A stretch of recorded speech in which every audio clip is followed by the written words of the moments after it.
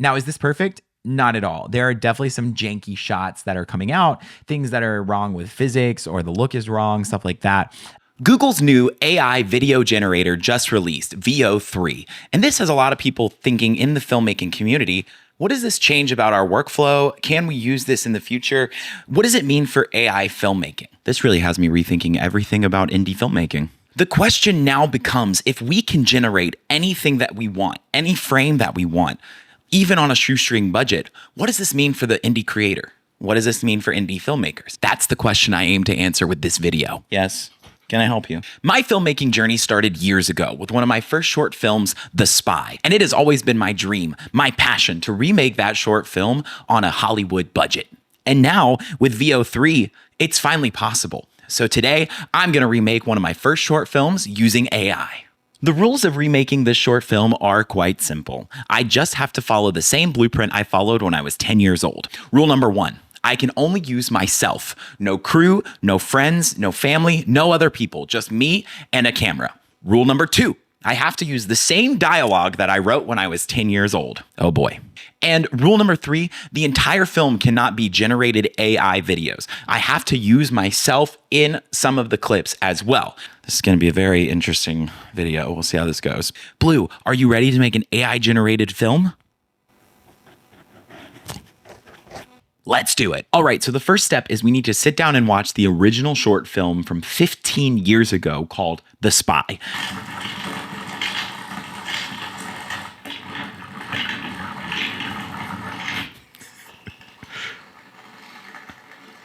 Okay, so obviously, if you can't tell, 15 years ago, this is supposed to be a motorcycle shot. I am riding into town like a cowboy on my motorcycle, ready to, do some spy stuff. So yeah, I definitely think in the beginning we need a good motorcycle sequence of me riding into town as a bad spy dude on his motorcycle.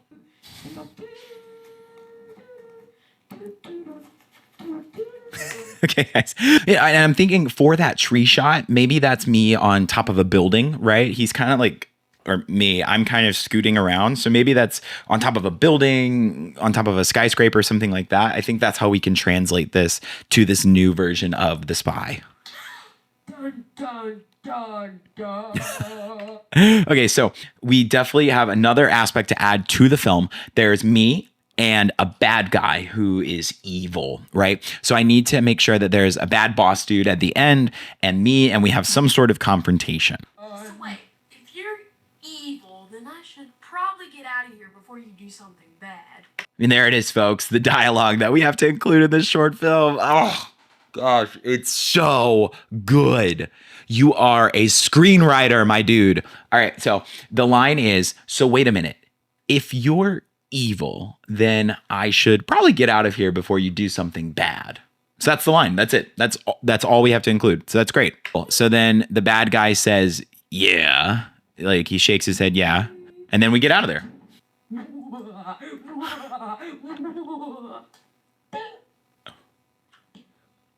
Okay, so then that's the last piece we have to make sure to include in this new version of The Spy. We have to have the hand coming in and pressing the detonation button, and then we need some sort of explosion at the end of the film, because what spy film is not complete without an explosion? So the next thing I did is I sat down at my desk, I opened up a new spreadsheet and started to kind of shot list out everything that I needed for this film. Pretty simple. All you've got is a name of the shot, and then basically I tried to organize it. Is it a full AI shot, or is there some compositing that needs to happen in there? A name of what model I'm going to be using for that shot, or if there's any notes, like if I'm going to use something like a still from Photoshop or anything like that. 20 to 21 shots are going to be fully AI generated using Veo3. So this is a good mix, I think, just because a lot of this stuff is going to be really quick, like 1 second shots in the style of the Mission Impossible trailer. And then the majority, kind of the meat and potatoes of the dialogue or the character stuff is actually actually going to be me on blue screen plates. What I'm going to do now is actually start the process of going through and making all of the other shots in Google's Veo3. So if you aren't familiar with how Veo3 works, at Google I/O, they announced a new workflow for this kind of AI, and it goes through a program called Flow. Now, Flow is essentially like a timeline editor, but specifically made for AI videos. And so what I did is I actually went through Flow, and I'm starting to kind of use my shot list to create these AI generated shots that I can then use in the short film. The way that Veo3 works is you type in a prompt on the screen,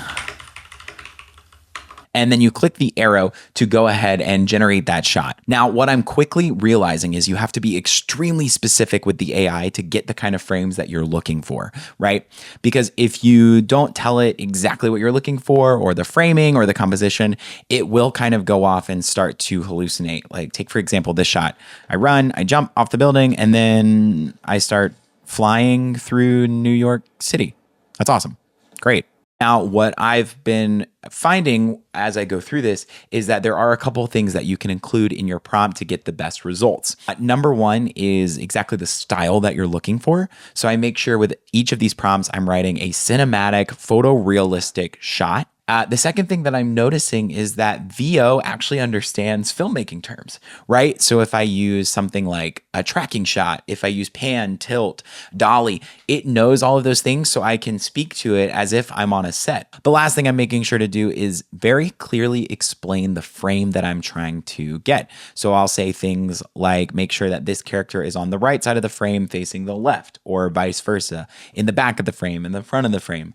And what I'm finding is that's giving me the results that I'm looking for versus just letting it kind of do its own thing. Now, is this perfect? Not at all. There are definitely some janky shots that are coming out, things that are wrong with physics, or the look is wrong, stuff like that.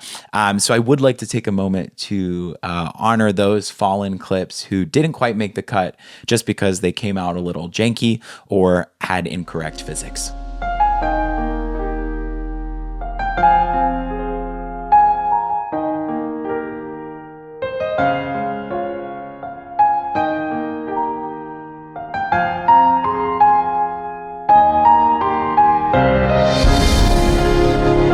Example of this shot. What I needed to create is a plate for behind me when I cut myself out of the blue screen to be in some sort of government office or anything like that.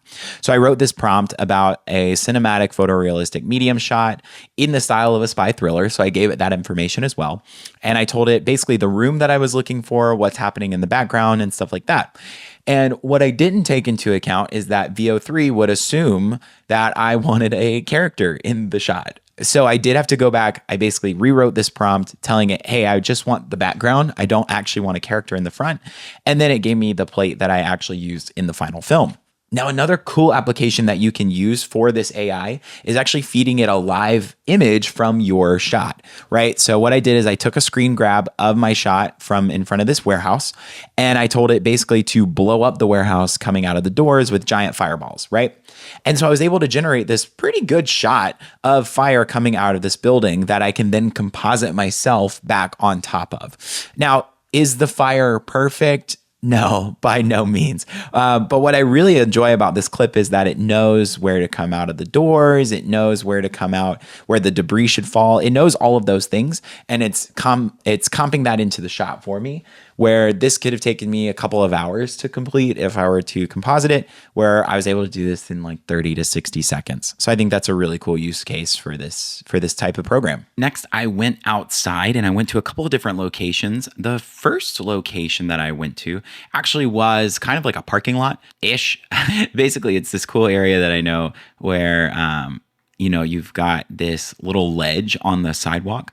And my idea was if I go ahead and place the camera low to the ground, then if I point it up, it can pretty much look like I am, on top of a building. So that was kind of my idea for this, right? So as we can see in this clip and in this clip, I've got the camera below that ledge pointing upwards, nothing but like kind of a blown out sky in the background. That way I can go ahead afterwards and add some buildings over here, maybe put a blue sky over here, something like that, and then mesh it together. After that, I went over to this old warehouse that I know of down the street from my apartment, and I got some shots of me running in slow motion away from the building, right? So that way I could go ahead and afterwards composite the building exploding in the background and have that awesome running shot like you see in a lot of Hollywood movies.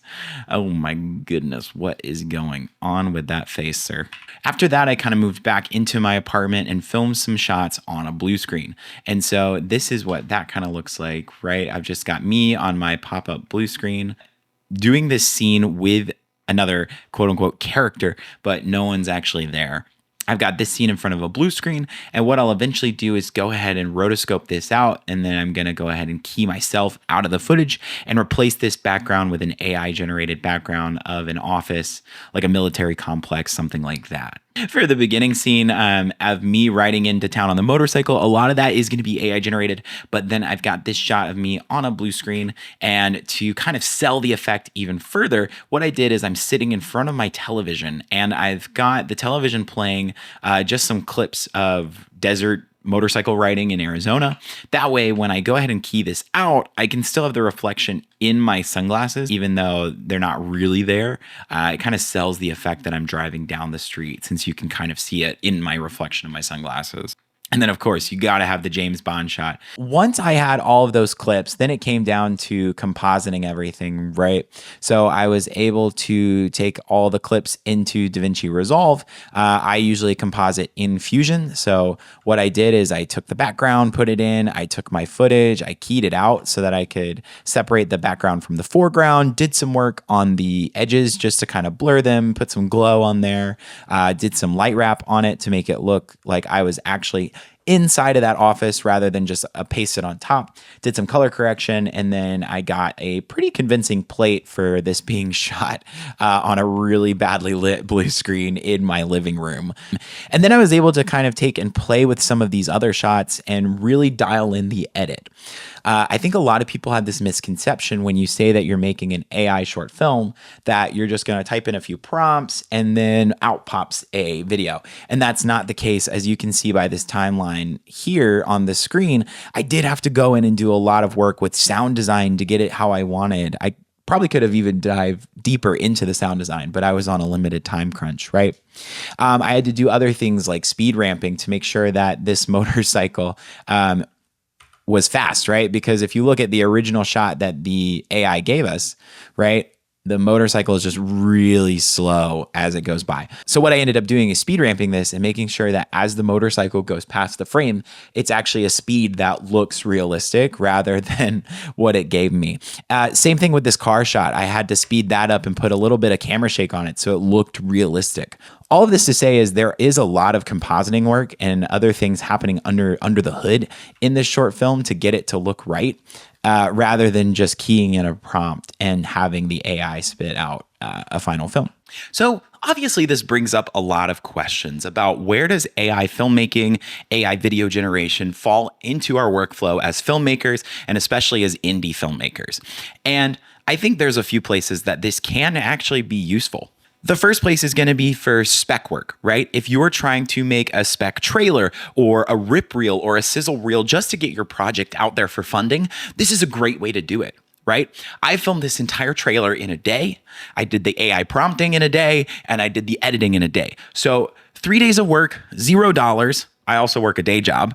And I had a trailer at the end that I could possibly, show to just give a general idea of the project that I want to make with a larger budget. The other place I see this being really useful is for small indie studios and indie production companies, right? Let's say you're trying to make a little bit of a more high budget visual effects short, but you don't have the crew, you don't have a lot of the other team members that you might need to make this happen. Well, now you can get those ideas across and you don't have to limit yourself to what you only have available. I definitely didn't have access to a drone or a helicopter or any of those things to get those aerial shots, but I was still able to get them and convey the idea and the story that I was trying to tell on literally no budget. And one of the last practical applications I can see for this AI video generation would be for budding directors or cinematographers, DOPs, you have to be extremely specific about what you want and the vision that you're trying to convey. And this is great practical practice for these people when they go to set, right? When you're on set as a director or a DP, even as a cinematographer, you're going to have to basically share your ideas of what you have in your head to other people so that they can help you convey those ideas through the lens of the camera. Now, when you're doing this with an AI, the AI is a computer, right? So this means you have to be extremely specific and very specific in your word choice, your vocabulary, basically everything that you type in so that you can get the image out of the other end that you saw in your head. And I think this is great practice for, anyone who wants to be a cinematographer or a director. If you don't have that community yet, you can use this to practice your communication skills so that by the time you do make it to a set, you do have a camera in your hand and you're ready to make that first short film, you know how to communicate in a way that if a computer can understand it, your team, your crew should be able to understand the shot, what you're seeing in your head, and how you want to make that happen. And this was one of the first times when making a short film that I didn't feel like I had anything holding me back because I knew with Veo3, if there was a shot that I wanted to make, I could do it. Does it look janky? Yes. Does it look sometimes like an AI generated film? Yes. That's not what I'm saying. What I'm saying is that it gives you that creative freedom to go out and shoot something that you want to shoot and make the film that you want to make today instead of waiting for the budget, for the crew, and for everything else. Do I think this is going to replace filmmaking with live actors, with a crew, with a set, with lights? Absolutely not. Do I think it looks as good as that? No. But the technology is here. This is the worst that it's ever going to look. And I think if we can figure out a way to blend real live footage with AI generated footage in a way that still respects the actors and the creatives, but helps indie creators create the films that they want to make and get their stories out, the stories that need to be told, then I think that's a great use for AI, right? Now, if you like this video and you want to see how the film turned out, go ahead and click right up here so you can take a look at it. And as always, my name is Anthony. Hope you had a great time. And remember, go out there and make something cool. I dare you.